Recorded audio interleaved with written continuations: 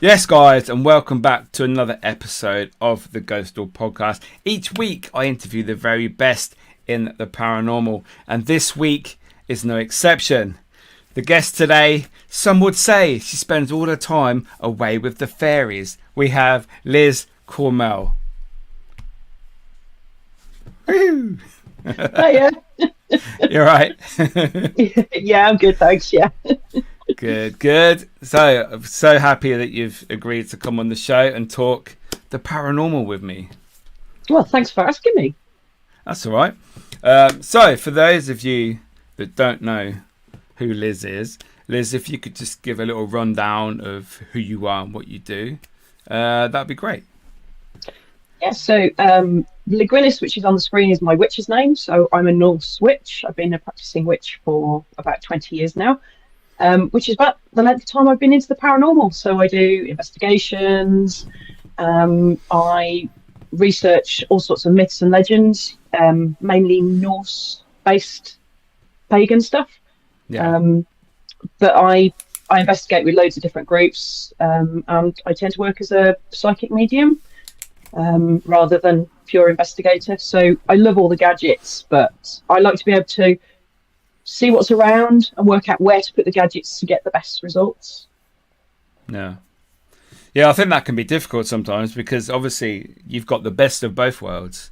You have your mediumship side where you can is it you can see them and hear them, or just one or the other? Or I'm what's called claircognizant, so I see them in my mind's eye. So the way I describe it is, if I was to ask you your name, you don't think about the answer, it just comes out because you know your name. I'm the same when I'm working with spirits. So if somebody asks me a question, I will answer as the spirit. So it's like claircognizant means clear knowing. So it's like I'm remembering a memory, if that makes sense. That they're sort of putting in your head. Yeah. Oh wow, I've never really heard of that before. Yeah, so obviously you've got that side of you, and you've got your investigating side, like us normal folk. So which do you sort of prefer to do? Obviously. Or does that change depending on where you are? Yeah, it does depend on the venue. Like somewhere like Tudor World, Falstaff, is very much a medium's place. You don't very often get much with equipment, whereas other places, it's the equipment that goes off, and I don't really get much as a medium. It's interesting how some places are one or the other. There isn't. There aren't the Holy Grail, I guess, is the one where it all matches up, and I go, oh yeah, put a camera there and we record something, or I put a REM pod there and the REM pod goes off. That's like the Holy Grail of my investigating. Yeah, that would be amazing. I mean, I've worked with a few mediums in the past, and it's good when they're picking up, like you said, they're picking up on something, and we sort of get other people feeling things, and then maybe the equipment goes off, and it's like a chain reaction, and that's very rare. That's very rare, I think. We had one the other week. I'm trying to remember. I think it was Sharnbrook Mill, where there were three of us in the auditorium. I was sat down by the front of the stage, and Stevie from Resident Ghost Investigations was on this side of the stage, and Dave was up at the top in the lighting box, and I was feeling that there was somebody in front of me, the opposite side of the stage. Stevie was seeing shadows, and we did a vigil, and then a bit later, at the end of the vigil, Dave went, "Come and look at this," and he's got this shadow that walks across where I was pointing and goes up the side of the auditorium where there isn't actually an aisle at the moment. The chairs go all the way up to the wall. So it was one of those perfect ones where I knew something was there. Stevie was seeing shadows, and Dave's actually caught a shadow on camera, which was just amazing. Wow. So that was on video camera, was it? Yes. Yeah. That is like the holy grail of. It's very rare you actually capture movement or like an apparition. It's normally audio, isn't it? Yes, and this was a shadow. It wasn't like a full body apparition or anything amazing like that. It was a shadow. You could see the movement of the shadow, and we spent probably about half an hour trying to debunk it, like waving torches around and wiggling backwards and forwards. But it was interesting. Trying to recreate, yeah, and there wasn't glass in the front of the lighting box, so it wasn't a reflection. And like waving the camera around, trying to get a reflection on the or lens flare or something like that. We couldn't do it. So yeah, it was one of those rare events where everything worked out. That's when you go home happy when those sort of things happen, don't you? So that location you're talking about, is that a common thing to be witnessed, the shadow figures, or yeah, there's lots of shadows, not necessarily in the auditorium. There's one staircase that you quite regularly see shadows walking up and down the stairs. I love that place. I've done it so many times over the years, and there's always something different. A bit like the Skirrid. There's stuff that you expect to happen at the Skirrid, and then you'll just get something completely off the chart and off the wall. It's like, well, I've never seen that before. That's what keeps you doing it, isn't it? Yeah, it's the buzz. Even if you have a flat night, I think that's why we keep doing it. Some people ask me, why, if you have a quiet night, why do you keep doing it? Like, you could go months without really getting anything. And it's like, because it's a bit like religion. It's the hope. You put faith into it, isn't it? It's like, imagine if we go to this place and we capture something, Yeah. It's almost buzz. Like you get to the point where you're talking yourself out of it. It's like, well, I must have made that up, or I'm remembering it wrong. And you go for a few months when nothing happens, and you're like, oh, well, maybe the paranormal doesn't exist. And then all of a sudden big happens, and it's like, oh my God, yes, I want more now. Yeah, so I'm a believer. I would guess maybe you're a believer if you can, like mediums and that, they can obviously talk to spirit. I suppose it's also always good to be skeptical, but I would suggest, are you a believer? That's what I'm trying to get to. I do, but I come from a forensic science background. Okay. So I call myself a skeptical medium because I'm always looking for, well, why have I said that? Why has this popped into my head? Okay. Is it because I'm looking at the building and I'm reading the building subconsciously, or I've read something many years ago and I don't remember reading it? Why? What is it that's happening in my brain that means I get messages? Is it a dead person, or is it something else?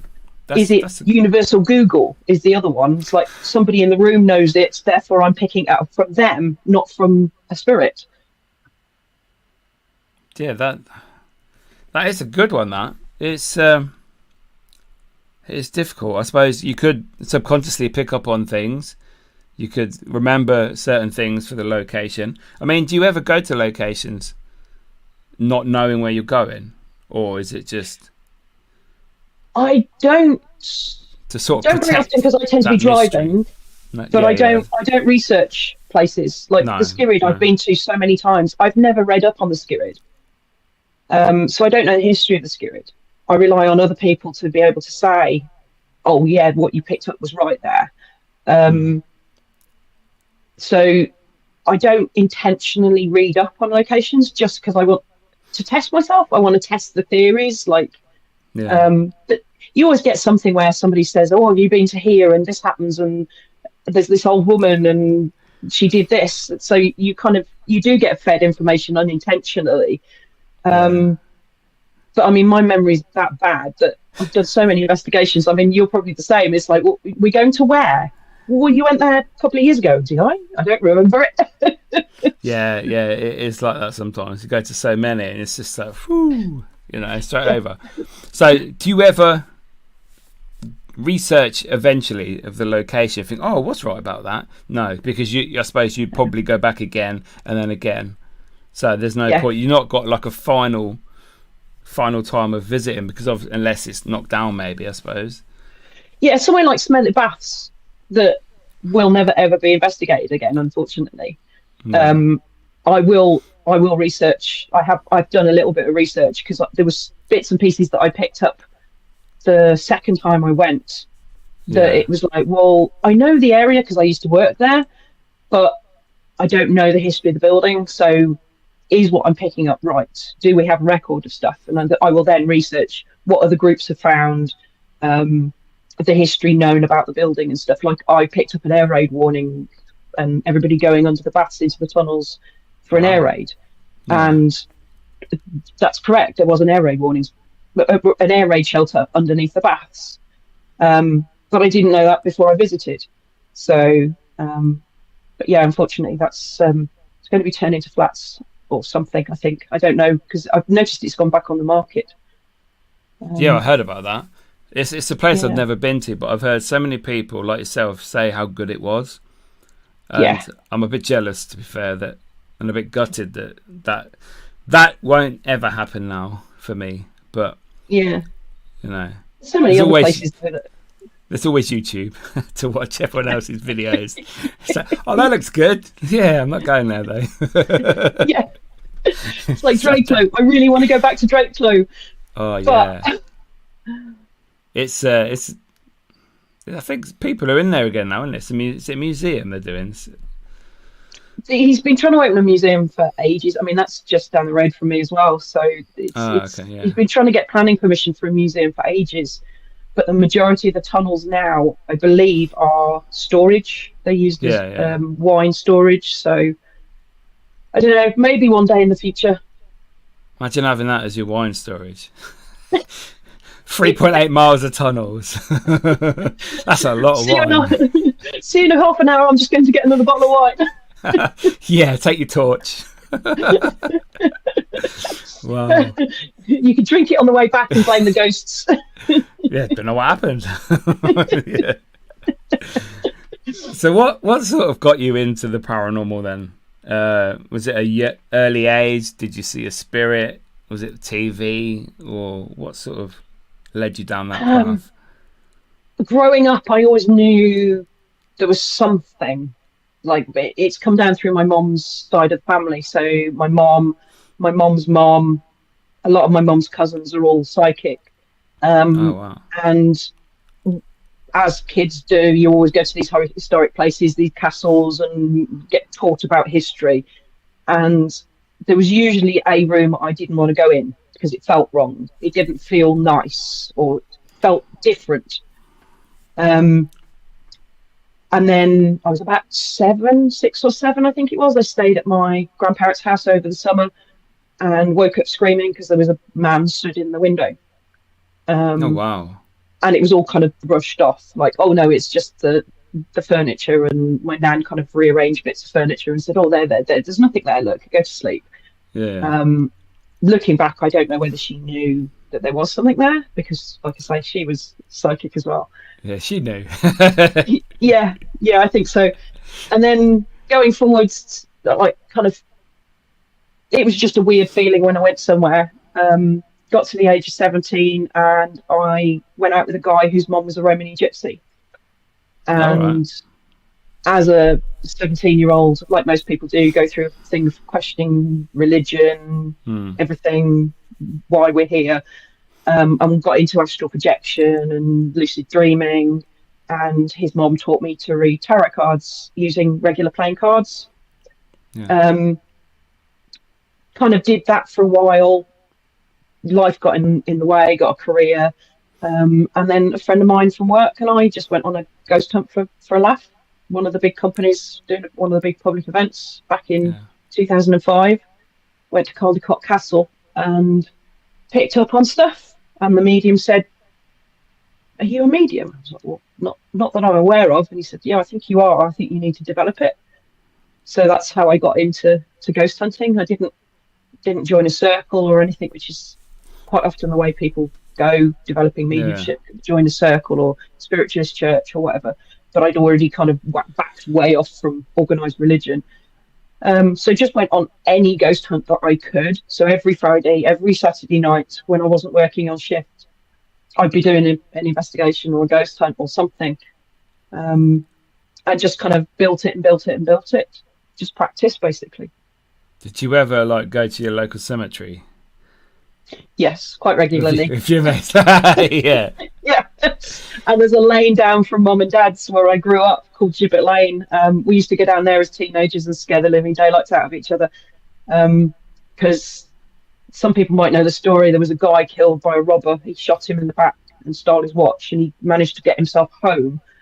But the robber was caught pawning the watch, and he was put in a gibbet. He was hanged and then put in a gibbet on the lane, which is why it's called Gibbet Lane now. Gibbet Lane, yeah. Oh, wow. And if you go down there, the atmosphere it's a really weird place. You used to be able to drive down it, but you can't now. But we used to, like, as teenagers, go down and park up and get spooked and all that kind of stuff. So yeah, tell stories. Invite more of your mates down, scare them that have never been there. Yeah. Yeah, there's a local one to me. It's I remember going there on a school trip. It's about 10 minutes from me. It's an old abandoned cemetery, and it's got like a church ruin in the middle. And they always talked about this highwayman called Captain Slash. And the story was that he was obviously going around stealing and doing whatever he does, and he was caught and he was hung in like the village green, which is just next to the cemetery. And as he was being hung, he was like obviously moving around, like trying to get air and like fighting for his life, and he kicked his boots off. And they say that he comes back in search for his boots. Oh, now wow. there's got to be 20 years between hearing that at school and then hearing it again, obviously when I got into the paranormal. And I'm like, wow, I remember that story, and that's how I started going back to that cemetery. And it's probably the first place I unofficially investigated was there. Wow. And it's like, I love those sort of the local village stories about ghosts and ghouls and weird things that went on back in the day. It's like, are they really real? You know, they're the best places, I think. Well, that's kind of how I got into all the myths and legends side of it, was knowing about Gibbet Lane. I'm just down the road from Bella in the Witch Elm. Body was found in a hollow tree by some kids in the 50s. Yeah. And nobody knows whether she was a witch. Nobody knows the stories about her being a spy.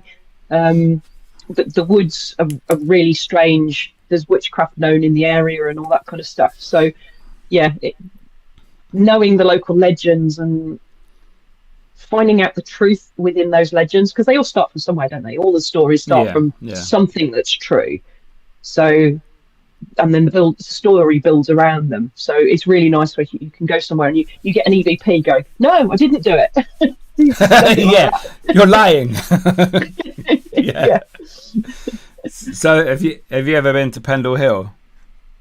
Yes, I actually went for the first time a couple of weeks ago. I went up to Scotland and thought, do you know what? I've never been to Pendle, so I'm going to go and stop as I was on my way up. I had my selfie taken with Alice, the beautiful statue of Alice. Oh, the statue, yeah. Yeah, I went last Halloween and visited some of the locations, because I always thought Pendle Hill was just a hill. I didn't realise there was different sections of different little villages for what each part of the story. And I thought it was fascinating. I need to go back again. I loved it. You know, the quarry where the Demdike was supposed to summon the devil and all that. I went there. That was pretty active. That some dark stuff there. Yeah, it's interesting how there's stories about different places, and you go there, and it's not necessarily that you expect it. It's almost anticipation. It's kind of like, well, I know the story, therefore there must be something there. Like I went to Volskin House recently, last week, and we did a bit of investigation on the road, because obviously you can't get in the house. And we were like, well, is it because, are we getting freaked out because we know where we are?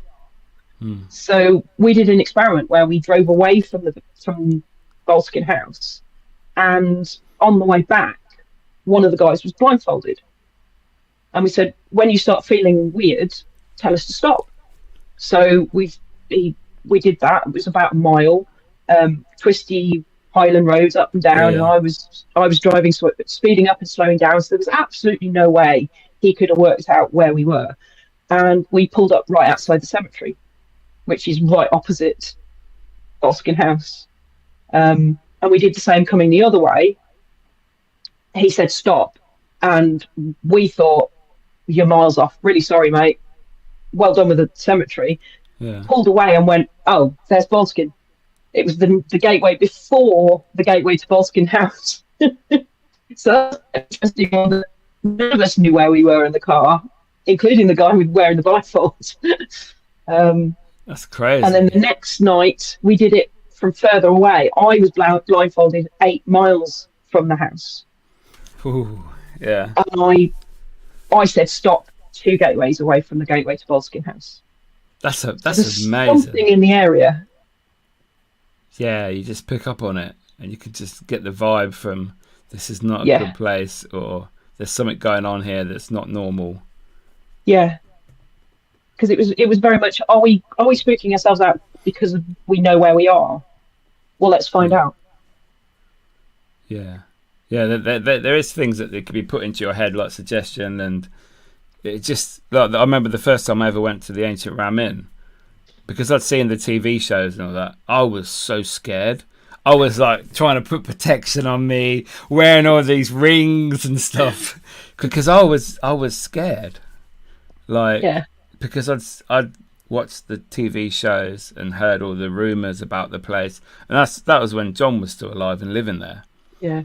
And it's like, wow, and it's like it is bad that we believe all that. I think you should go, like you say, you go in blind, don't really know much about it, and you can get your own opinion on it and actually feel it for yourself, rather than, oh, I've got this bit of my brain knowing this happens, so I'm a bit scared to go in that room, like the Bishop's room, especially the most haunted room in the country.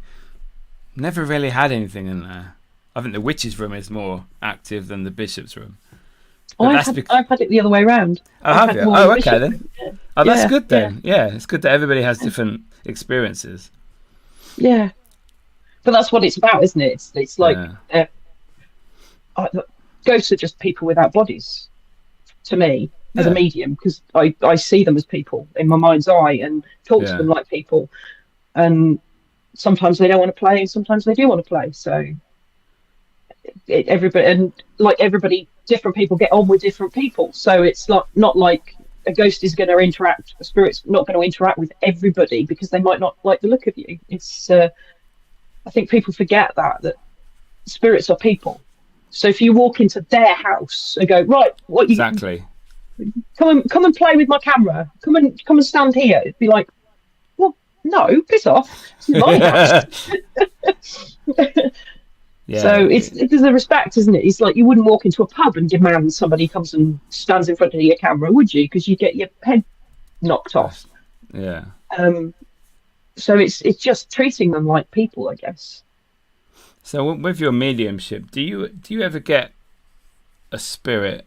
We'll call them a spirit that come to you very soon after their death to ask what happened, why am I here, or is it a reflection time? And I personally never had it. No. I've had it in dreams, which I think is the crossover point. I think dreams are the point where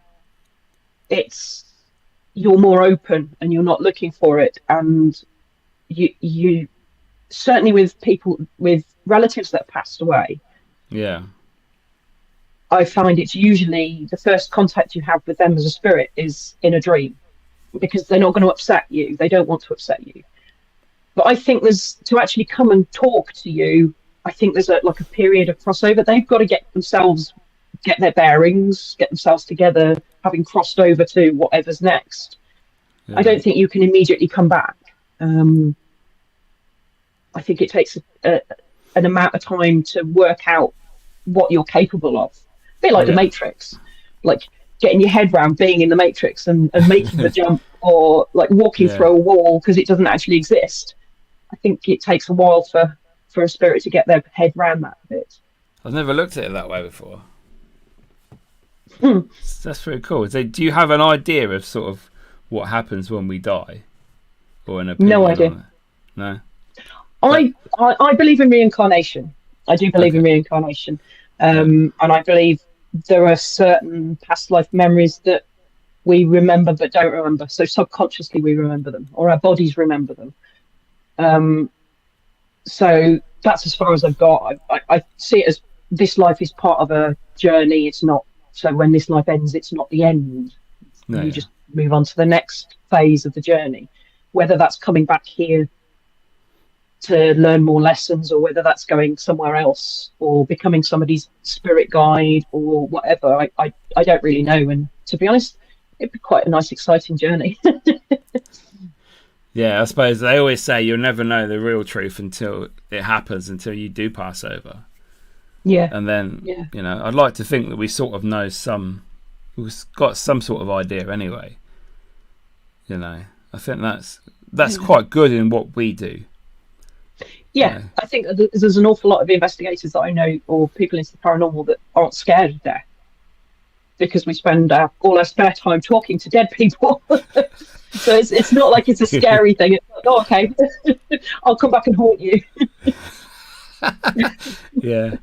It's have you ever had a past life regression? Yes, and I actually do them myself. So I do. Oh wow. Yeah, as part of a guided meditation is the way I do it. But yeah, the first one I had, it was totally unexpected. I was a kid running through a forest away from a castle. I'd obviously done something, and there were dogs chasing me. And a deer came out of nowhere and hid in a hollow tree, and I followed the deer and hid in the tree, and the dogs ran past me. And that was it. Oh. So I don't know what that means. I've obviously got kicked out of the castle, or was legging it for some reason. That's crazy.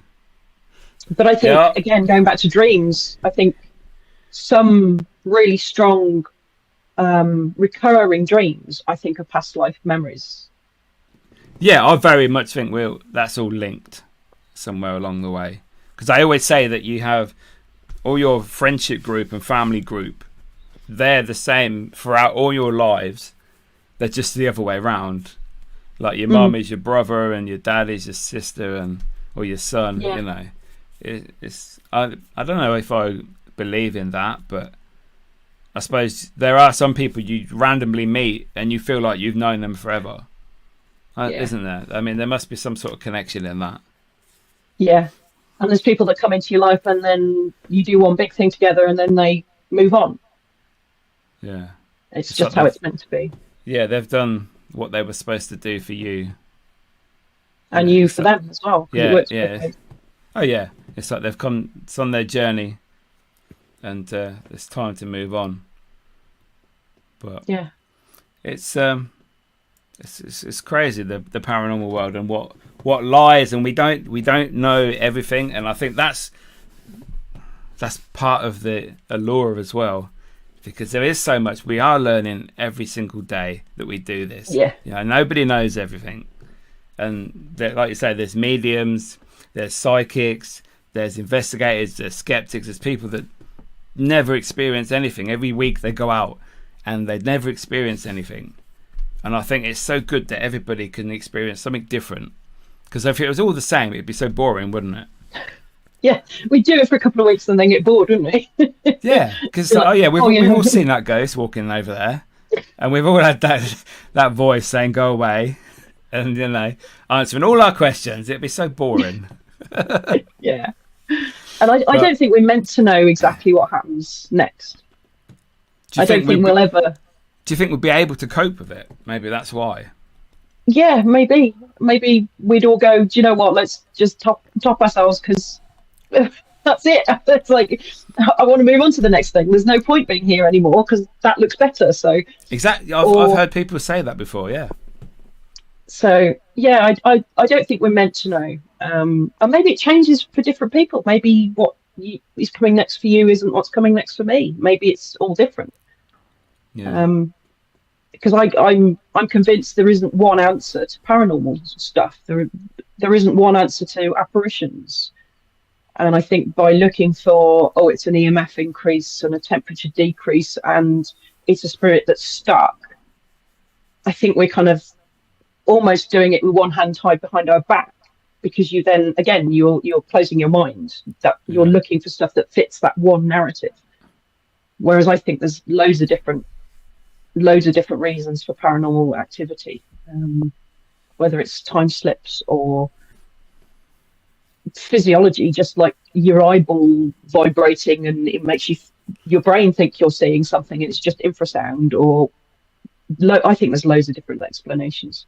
A lot of people say it's all down to psychology within the mind. It's in your mind, and your mind is seeing these things and they're not actually there, because whatever you're dealing with in life, this is the outcome really of how your brain deals with things.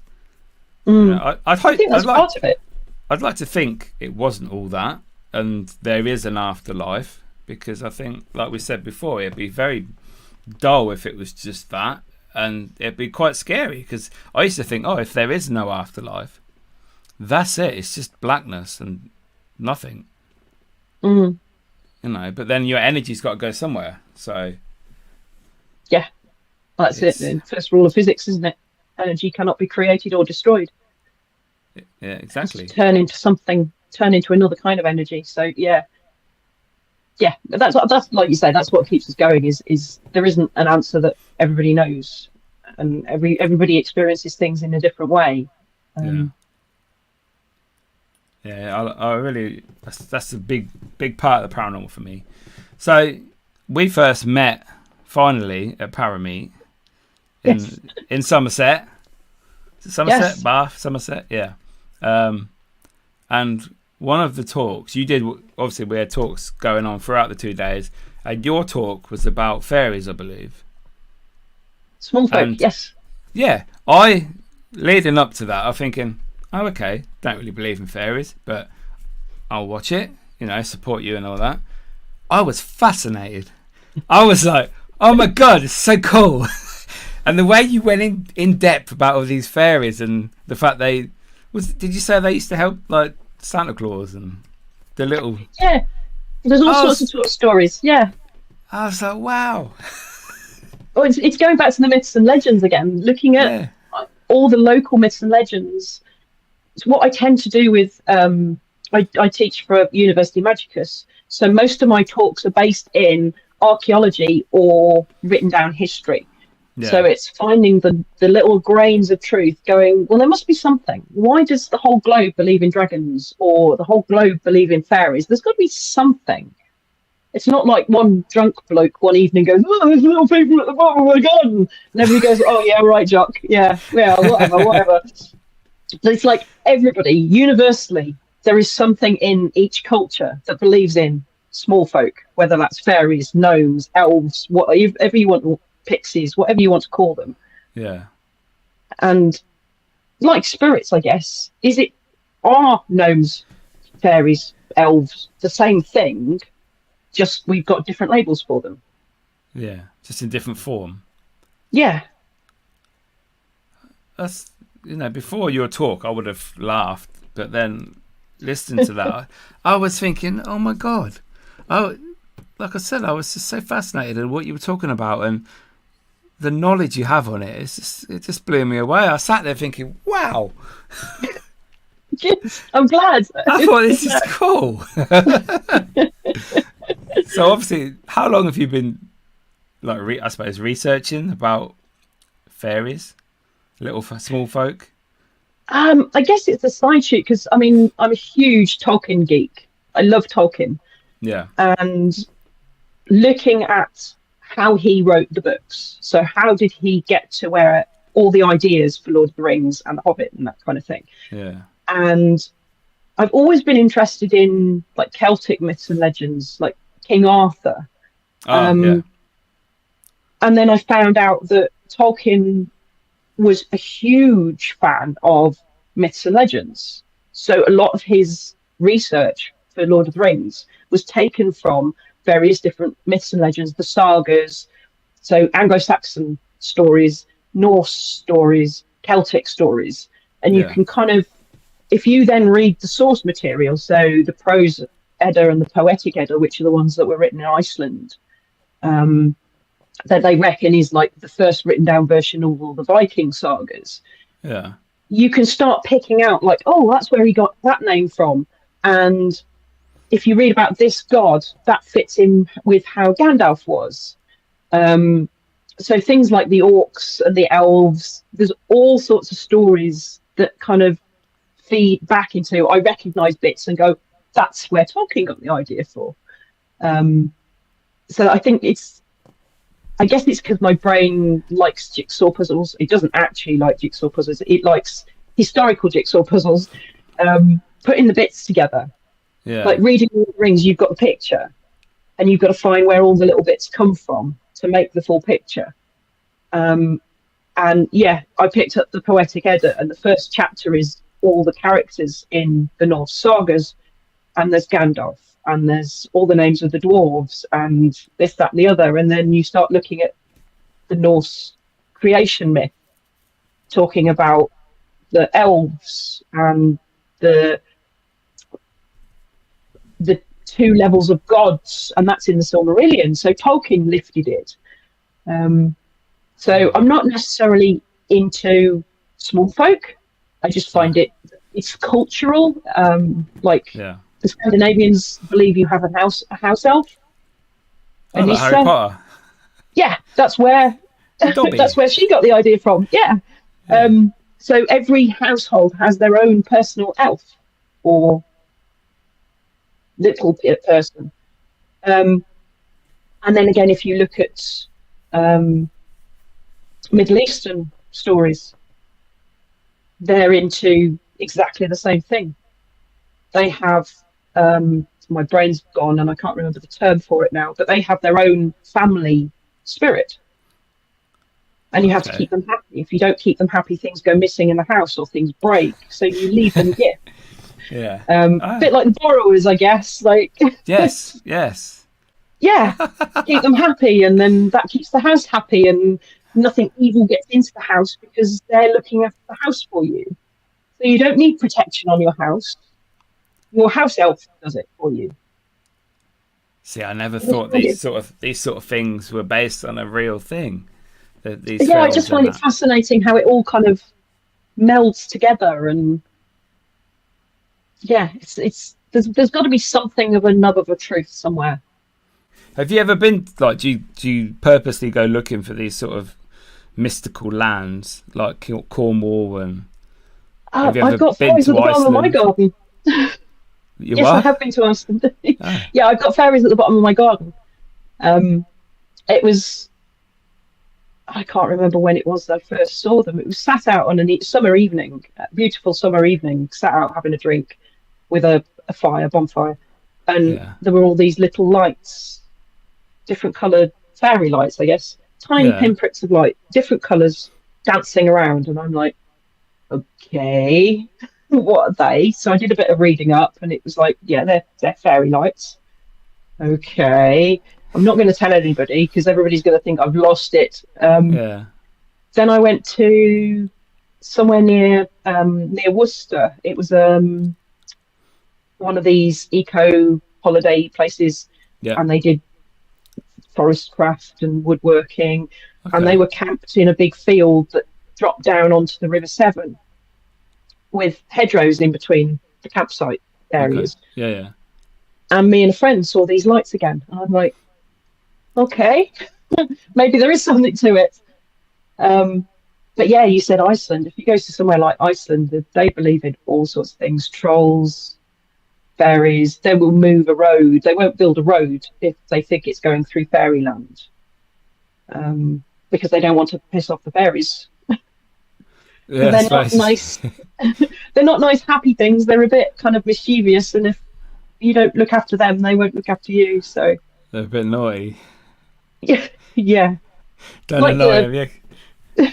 Like the piskies in Harry Potter. Yes. Yeah, the little flying ones. Yeah. Yeah, because my family are Cornish, so I grew up learning about obviously King Arthur, Merlin.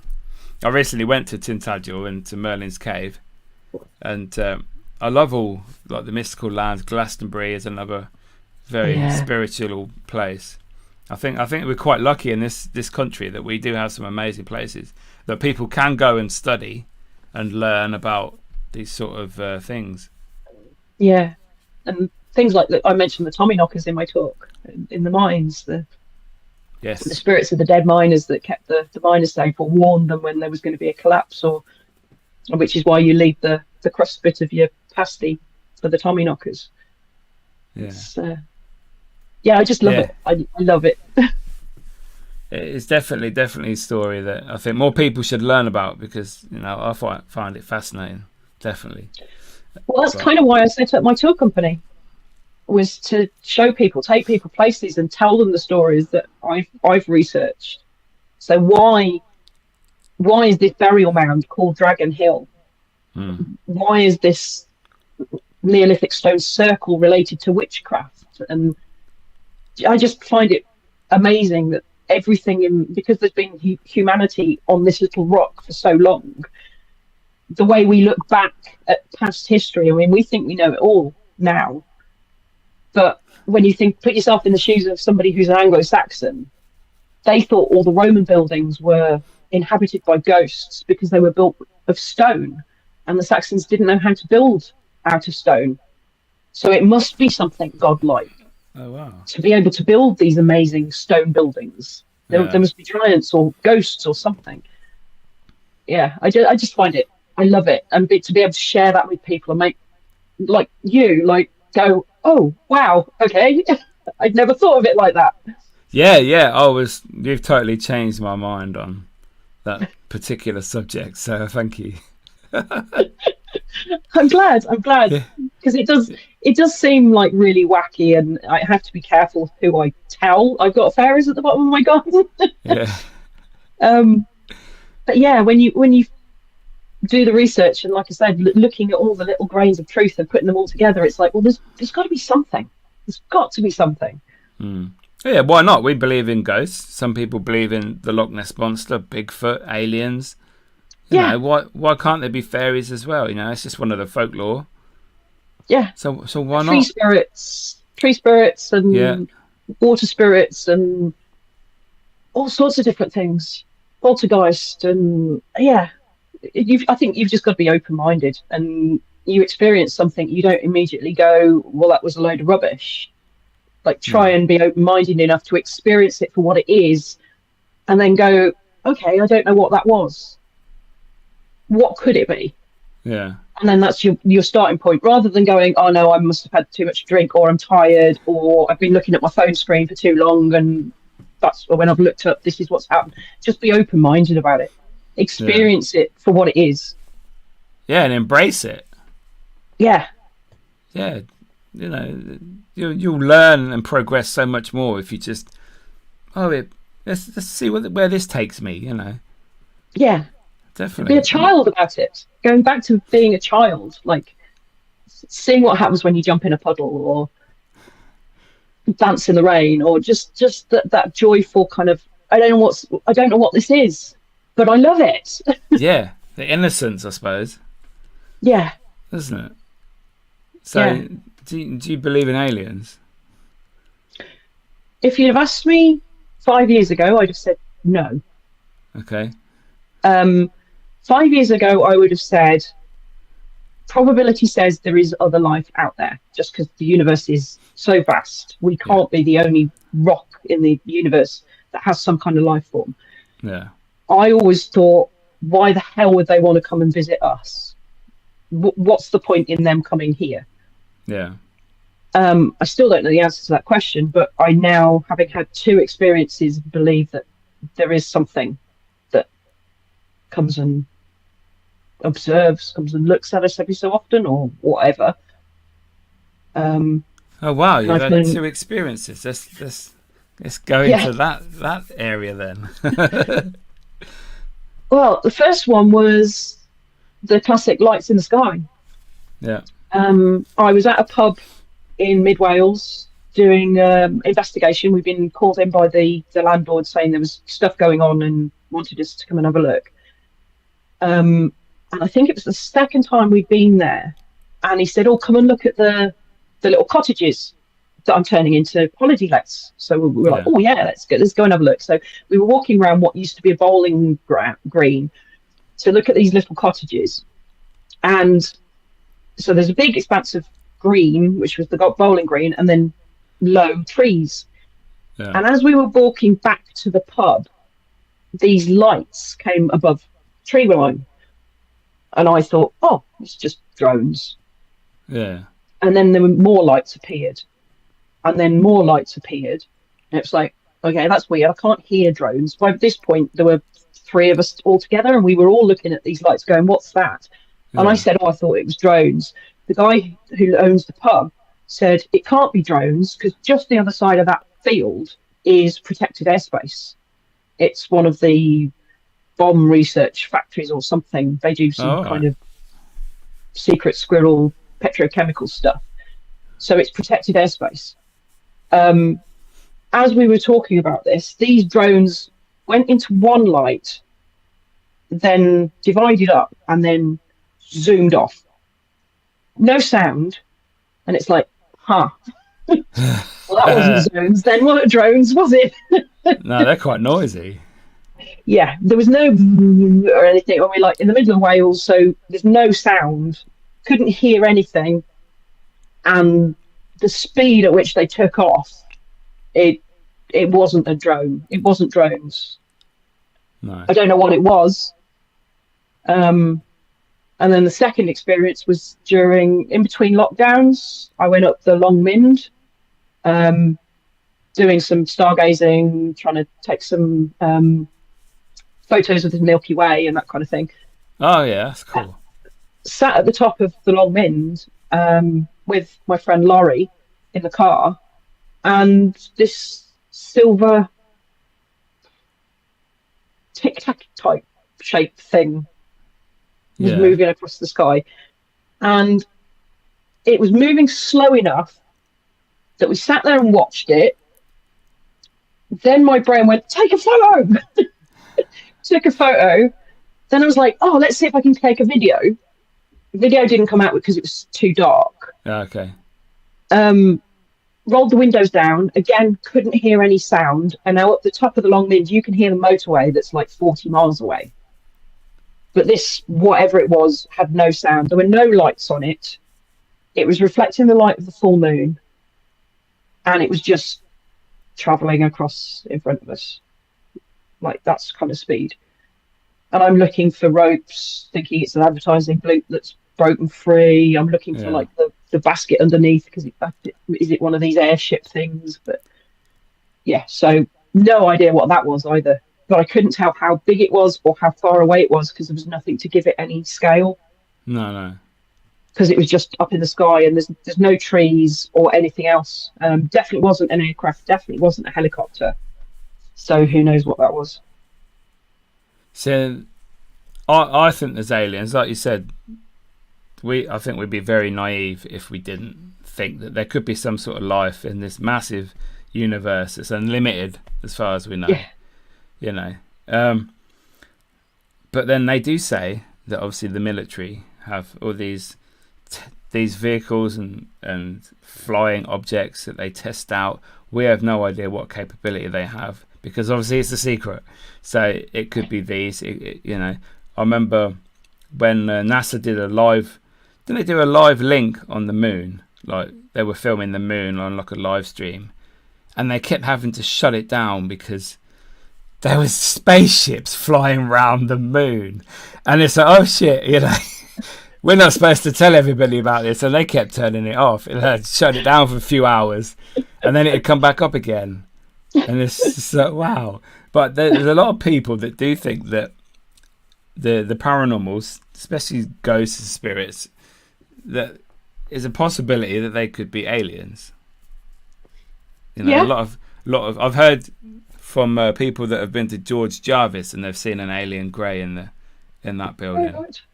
Oh, wow. And I think that could be, who's to say what we do see? I mean, a lot of the time they are quite large, shadow figures. I mean, we don't know. I think do you think there could be some sort of link there? There could. I mean, one of my theories about paranormal stuff is string theory.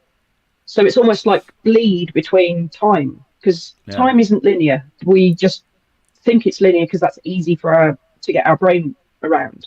Yeah. I think time's like folded and wrapped around each other. So where it touches and gets too close, it might be that there's a bleed through. Yeah. So are we actually seeing our future selves and interpreting them as aliens, whereas past selves we see as people, therefore Victorian or whatever?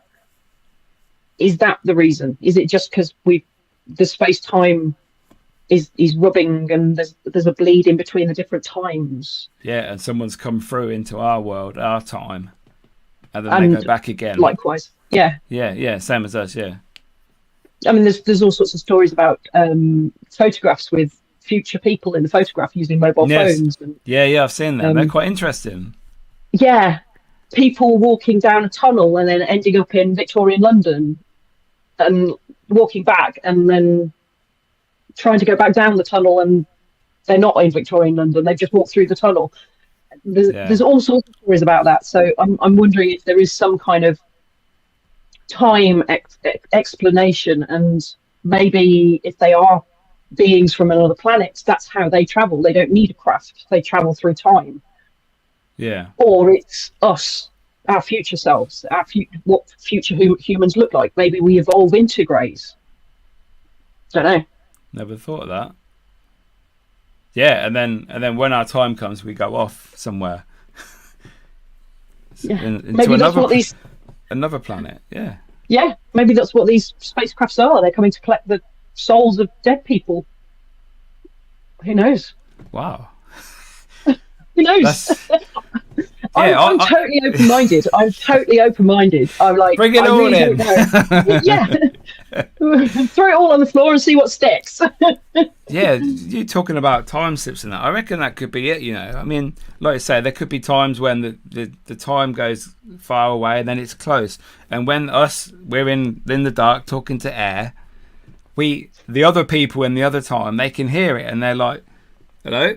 They poke their head through or whatever, say hello, and then disappear back again. And maybe that's a response on an EVP, maybe, And who's the ghost? Exactly. They might be normal like we are. They might be living whatever their time is, and they can just come in. Maybe it's in a dream state, and the same with us when we go somewhere. I mean, who knows? It's just, it's a rabbit hole now.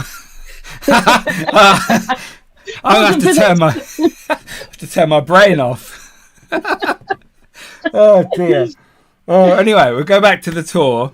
I noticed you have been advertising the tour lately with a certain lady from America who's quite well known in the paranormal field. So if you'd like to chat about that, that'd be great. Yes, it's been something I've been thinking about for a long time. Like I said, sharing history, paranormal, spirituality, it all kind of bundles into one. And to make a living out of doing something that you love, I think is amazing. So it was like, well, why not give it a shot? Yeah. And I was lucky enough to meet Patti 2 years ago now, and got to know her really well because I met her again a few months later. And so this is Patti Negri, isn't it? Patti Negri, yes. Yeah, it's been on Ghost Adventures, etc. Yeah. Yeah. She asked me to teach for her University Magicus. She is part owner of the University Magicus. And when I kind of got round to going, right, I'm going to do this, I'm going to do tours, I asked her and she's like, yeah, that would be amazing. Oh, cool. So, yeah, I set up Phantasm Tours, and the first tour starts on the 11th of September. Oh, wow. It's not long then. Yes. No, which is why I'm pushing it. I'm like, buy tickets. It's going to be cool. Are you ready? Are you ready for this tour? How long is it going to go on for, and where are the locations? Are they far apart? Is there lots of them? It's for a week. So it's 6 nights and 7 days. So we start in the Midlands, and in fact, we're starting off with cream tea at Sinai House. Oh, nice. The theme of the tour is witches and dragons, the weird and wyrms, going back to Saxon terms. Then we go across to Wales and do Craiginos Castle, Castle Coch, and Caerphilly Castle. Then we go up to Pendle and do Lancaster Castle. Ooh, Then we're coming back down through the Cotswolds, all the way down to Boscastle Museum of Witchcraft, and Bombing Jail. Then we're doing Glastonbury and Wookey Hole and Cheddar Gorge, and then back up through the Cotswolds, looking at there's a church that's linked with witchcraft, and then back up to the Midlands. So we're doing two overnight investigations, one in Bakewell and the other one at Craggy Noss. And we're doing a ritual in the Stone Circle. So all of that's included. All the hotels are haunted. We're staying at haunted hotels. So it's going to be amazing. That sounds awesome, you know. It's going to be absolutely incredible. And it's £1,800. So it's bed and breakfast, amazing haunted hotels, all the location entrance fees and tours are all included. We start with a cream tea, we end with a cream tea. So the first cream tea at Sinai is included, and then the last cream tea, which is at the Talbot in Stourbridge, which is also very, very haunted. Those are included. There's a couple of dinners that are included. So, and all the travel and stuff is included as well. So it's a bargain for what you get. That sounds amazing. You know, and me as an archaeologist and a witch, and then Patti as well. So will you be doing like the tours and the talks, or do you have other guides as well in the location? I've got other guides as well. Yeah. There's some of them that I will be doing. The ritual, Patti and I are leading the ritual in the Stone Circle. Okay. There's a few like little myths and legends that I'm going to be doing the tour of. But the big places like Lancaster Castle, we're going on the official tour at Lancaster Castle. Okay. I'm hoping that Thomas, is it Broad? He's researching the Potts family at Pendle, and I'm hoping he'll be able to do a tour for me around Pendle and around the area. So it's a mixture. Nice. Some of it's tours from the people at the places, where it's just like a mountain or a field or whatever. I'm doing the tours. That's amazing. That sounds such a good time. And when does that start? 11th, did you say? 11th September? 11th of September. So it's Wednesday to the Tuesday. So it's 7 days, 6 nights.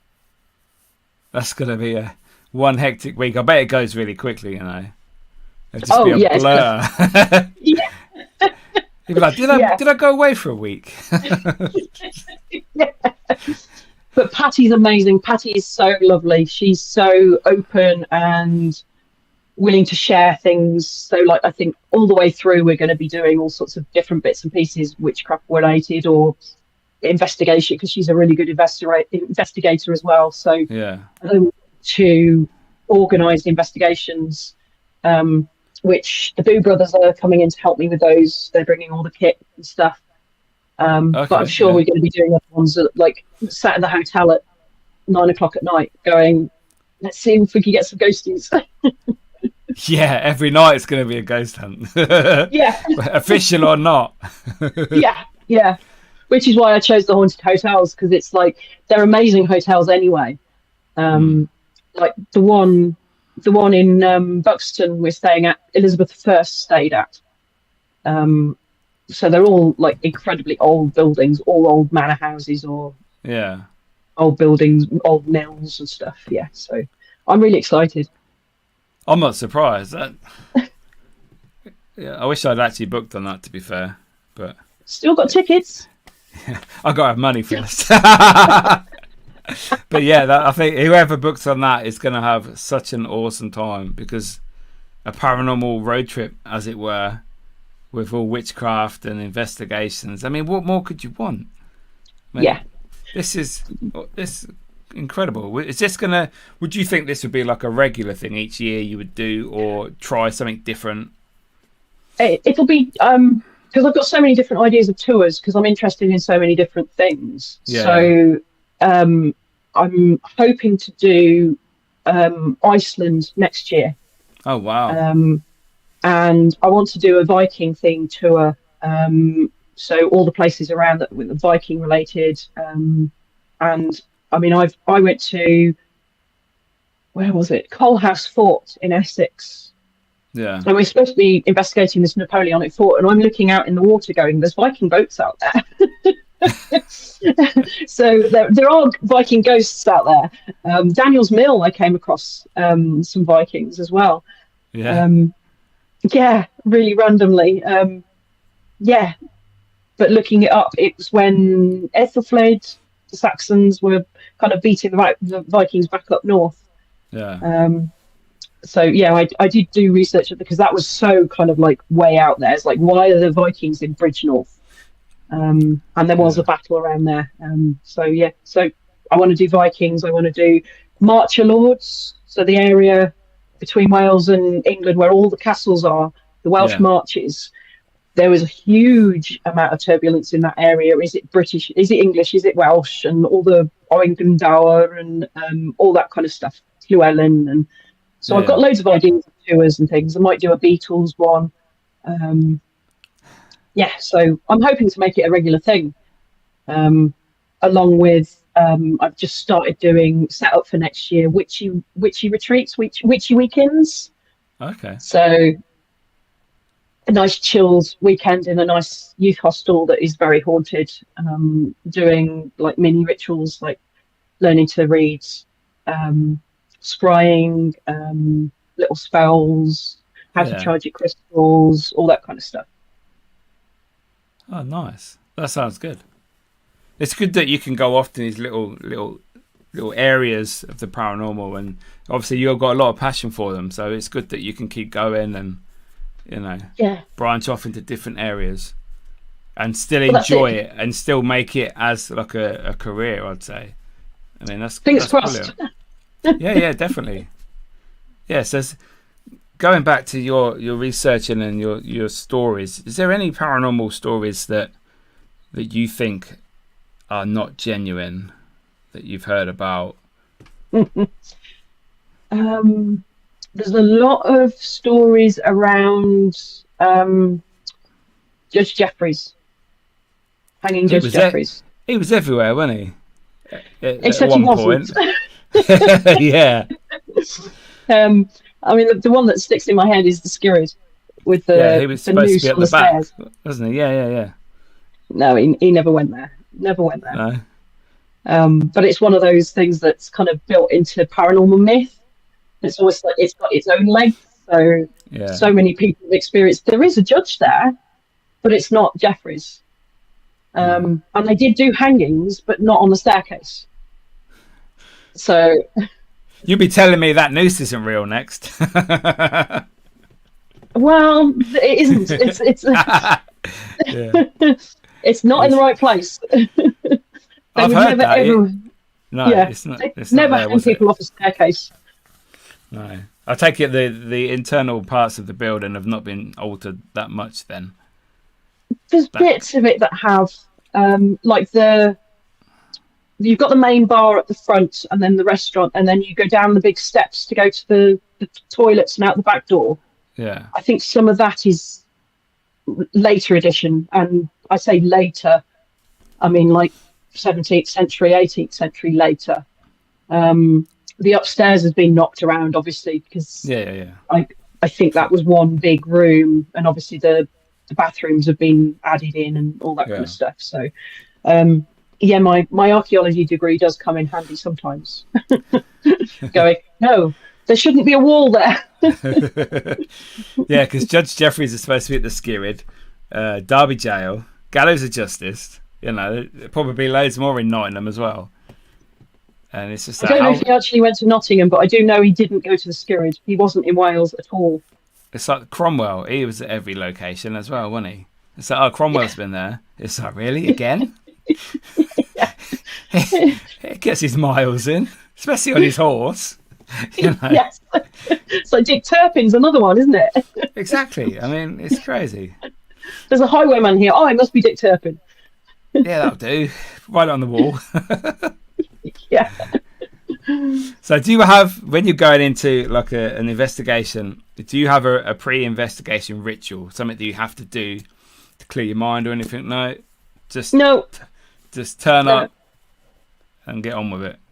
Yeah, and I find I have found that if I spend like 2 minutes, it tends to be when everybody does the history tour. You know how you get to a location and the owners or the caretakers want to show you all around and say, oh, this happens here, this happens here. I always go, can I please miss it? Because obviously you're going to then feed me all this information and I don't want to know it. And I can then spend 5-10 minutes just sat listening to the building, tuning in. And that's usually if there's somebody who wants to talk, or more than one people want to talk, they will come forwards. So it's almost within 5 minutes of me walking in a building, I can go, okay, there's something up there in that room, there's something in there in that room, there's somebody over there, there's a bloke over here, there's a horse in the grounds. And it's that fresh spur of the moment thing. If I think about it too long, it's almost like overthinking it. Yeah. But I don't kind of sit in the car and go, do 10 deep breaths and whatever. I've never had anything like that I've done. No. I guess it's just, I switch it on and switch it off. That's good. Yeah, so you have like an on-off switch. Well, it's more like turning the volume down. Oh, okay. So like if you're in your house and you're watching Emmerdale or whatever, and then spirits do they still come to see you? Or my house is protected. I've got a poltergeist in the loft, but my house is protected. Okay. Yeah. Oh wow. When I have if I have a new friend to stay and he doesn't recognise them, or a new person around, he'll drag furniture around up there that doesn't exist, and makes a loud noise. But he's allowed only in the loft. I met him in the garage one day and said, look, if you don't stay in the loft, you're out. And ever since then he's just stayed in the attic. But the rest of my house is protected, so it's my safe space. I don't want randoms coming off the street I need you to tell Auntie Joan this. Okay.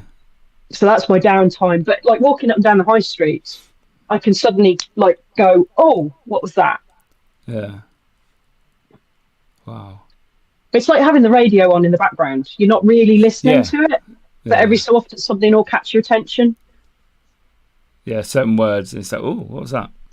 Yeah, sparks your interest. Yeah. Yeah, so that's how it is for me. I've got the volume turned right down, but every so often something will catch my interest or pique my curiosity and be like, oh, what was that? So this poltergeist, do you know much about him, or has he told you anything? His age, like what he looks like? I don't think he was ever human. I think he's more of an elemental, energetic thing. Oh, okay. He presented as a man wearing a flat cap, but I think that was just him like showing me. I don't know whether that was what he wanted. Whether it was how he wanted to be seen or whether it was to freak me out a little less. I don't know. But it's more like, it's not quite shadow. It's more like Predator. You know, it's see-through, but you can see the edges. Yeah. Like okay. Yeah. Like looking through a bubble of water kind of thing. Yeah. Oh, wow. But I don't know where he's come from, because I've never kind of entertained. It's just like, no, you stay up there. I'm not interested. You keep making your noise. I'll stay down here. Yeah. So what's the proudest moment you've experienced in the paranormal on your journey so far that you could say? If one thing would be like, that I was really, that is like the pinnacle. Put you on the spot now, haven't I? Yeah, you have. Can I have two? Have as many as you want. I think the first one was being asked to be guest speaker at the Paracon last year, at Parameet last year. Yeah. Neil was, will you be a speaker? And I was like, yeah. What do you want me to talk about? And he's like, whatever you want. So that was quite a proud moment. I think it was the first time that it occurred to me that people who knew who I was and had the trust in me to give an interesting talk. So that was cool. And the other one was when Patti asked me to speak at her university, teach at University Magicus. And again, it was, well, what do you want me to teach about? And she's like, whatever you want. And I'm like, okay, this is Patti Negri asking me to teach. Yeah, That's nice that they have that faith in you to just say, you know, yeah, you have judgment on that. You know, we're fully behind you. yeah. And I think that was Such a because I do nice kind of, feeling. yeah, because there's so many people who do the paranormal and are very good at it and do investigations. So to be picked and kind of like, yeah, fill your boots. We trust you. Do whatever you want. Yeah, It was, that's awesome. yeah, So I bet that's such a nice feeling. And sometimes I experience this myself, where I go through stages where I doubt myself and how yeah, I'm doing and that, and to have people support you, and I think that's brilliant. That's what we should be, bigging each other up and supporting each other in this field. yeah. But there's so much jealousy, and I mean, you know yourself, like, oh, don't talk to them because they work with so and so, and Yes, very much so. you've been on TV, so I'm jealous of you, so I'm going to try everything I can to bring you down, and all that kind of Yeah, stuff. It's like, yeah, that's why I like Parameet so much, because it's nobody's there to be a name, nobody's there to be look who I am. It's all no, about I'm interested in this, and oh my god, your talk was really interesting, or oh, like we did, it was like, oh my god, I've been friends with you on Facebook for years, finally yeah, in person. yeah, yeah. I'd never been to a parameet at all, and this was the first one I'd been to, and it was so nice to see like all the people, like you say, known on social media, never met them. So I ticked loads of boxes there, and then you got all the stalls of the people you know that sell stuff like magazines, like ghostly items, you know, all Yeah, the cushions and pictures people were selling, and then you got all the people doing their talks and speeches, all different, all individual, and it's all unique, and I got so much out of that. It's such a positive thing for me, yeah. and I think they're brilliant. I think they should do more of them, to be fair, but you know. Well, next year, talking about plans for the tours and stuff, Neil's actually asked me to arrange Parameet Europe. So Oh he's asked me to wow, sort out a exclusive. weekend. Oh no, Oh wow. he has released it. Oh, is he? Oh, okay. Damn. On the Sunday. On the Sunday at Parameet, he did say Okay. we're going to Romania for a weekend, and Oh, I've seen him post on Facebook about that. Who would go to Dracula's castle and all that? Yeah, yeah. Oh, is that what it was about? yes, Ah, fair play. so Okay. we're doing Castle Bran, Yeah. an investigation at Castle Bran, and I've got another couple of castles up my sleeve for during the day. So it'll be like Saturday to Sunday, with an investigation on Saturday night at Castle Bran. So that would be awesome. And Sandy Lapdar has agreed to come over and Yeah. help out as well. So that would be really cool. Oh, nice. Yeah. Oh, nice. So I've got 2 questions left for you. First one: we're getting on a plane or we're going somewhere. Yeah. Anywhere in the world, any location you want to go to. Where are we going? Gettysburg, The battlefield. battlefield, Gettysburg. And that my answer will change. I can't remember. I did a podcast a few years ago and somebody asked me where would you want to investigate, and the answer then was Tower of London, but it changes depending on what I've read and what I've seen recently. Like at the moment, it's Gettysburg. Well, you can get there. You can investigate there. So Yeah. that helps from the Tower of London. Yes. Yes. You know, yeah, that's a good one. I've seen many TV shows have been there, YouTube videos, and there's so much activity. I remember I can't remember what show I was watching. It was on TV, and they captured the cannonball gunshots on voice recorder. Yes, I think there's been a couple of teams who've got that. It's like, wow, you know, in the midst of battle, that's crazy. To capture something like that would be like, for me, that's just like, well, you can't get better than that. Yeah. And my last question of this podcast: if you could get rid of one thing in the paranormal, it's gone forever, see you later, what would it be? Ego. Yeah. We're all in it for the same reason. I'd like to think we're all in it for the same reason. We're all in it to find out what happens. What is paranormal? What are we experiencing? So I would love to get rid of, whether it means getting rid of paranormal TV or whatever, I don't know, but like get rid of the whole, I'm better than you, I've been doing it longer than you, I know more than you. Yeah. Nobody knows anything. Nobody knows anything. No. Because it's not fact yet, is it? No. So it's just what we can sort of ascertain from investigating. So we're all investigators. And we all investigate in slightly different ways. So we all ought to be doing it together to learn from each other. Like, oh, I've never thought about using that before. Or like my current favourite bit of equipment is a bivy alarm. It's just a motion sensor. But it's 3 motion sensors with a base station. So you can set the alarms off in locked off rooms, and then you carry the sensor around with you. So when one of them goes off, you know something's moving in that room. Oh, wow. Never heard of that. They're just fishermen's bivvy alarms. So it's you put them around your bivvy when you're doing night fishing, so nobody comes and steals your tackle. And they're just motion sensors. And what I tend to do is put a wildlife camera next to the PIR sensor. Yeah. So the theory being, if the bivvy alarm goes off, it should trigger the wildlife camera.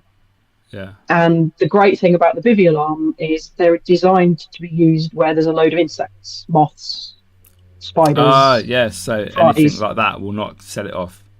Yeah, it has to be a mouse or something to set it off, something that size.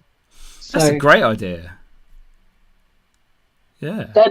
But like it was a fisherman friend of mine brought Alan Smith brought his along to an investigation. I'm like, I need a set.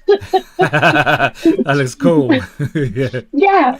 And then I've done it before where I've been waiting for the team to arrive. I've got the keys and I've sat there by myself and I've set the bivvy alarms up.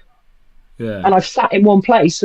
I know I'm the only person in a locked building. So why are these lights going on and off? Why are the sensors being triggered? So there's lots of people in the paranormal that say that certain equipment shouldn't be used, like K2s and REM pods and all that, because they're cat balls, because they're designed to do this stuff. Whereas torches, cameras, voice recorders, they are we're using them as they're made to do that. They are doing the job they're made to do, rather than, in theory, designing equipment to be used to speak to or to detect the possibility of a spirit. But we don't know what a spirit is. So there's but this alarm that you're talking about, that's doing the exact job it's designed and built to do. So I think people are more inclined to start using that equipment now. I can see a decline in the big, like REM pods, expensive equipment, and I think people are going a bit back to basics now more recently. Yeah. But I mean, if I haven't got any problem with people using cat balls, if you understand how they work and what they do, what's the harm in using it? Yeah. It's like people saying, "Oh, I've just caught an orb on camera." If they believe it's an orb and that gives them like impetus to keep going, what's the harm in it? I used to do that back in the day. We've all done it. Yeah. My first digital camera, I used to turn all the lights off in my house. I used to go around with a flash on, taking pictures in the dark. Oh my God, it's an orb. I used to do that. And that's how I kept going, like you say. Yeah. You want to know answers. You want to find out, well, why? Why am I getting photographs of orbs? What is an orb? Yeah. And you then research and you talk to other people who've been doing it longer, and they go, oh, well, yeah, some orbs are, and some maybe it's photographic artifacts and this, that, and the other. So that's how you learn. I don't think we should get on somebody's back just because they use a mobile phone app. If that's what you want to do and that's how you enjoy ghost hunting, then do it. Exactly. But yeah, so Liz, thank you so much for coming on the show tonight. It's been such an eye-opening experience. Awesome. If you'd like to tell people where they can find you on your socials, that'd be great.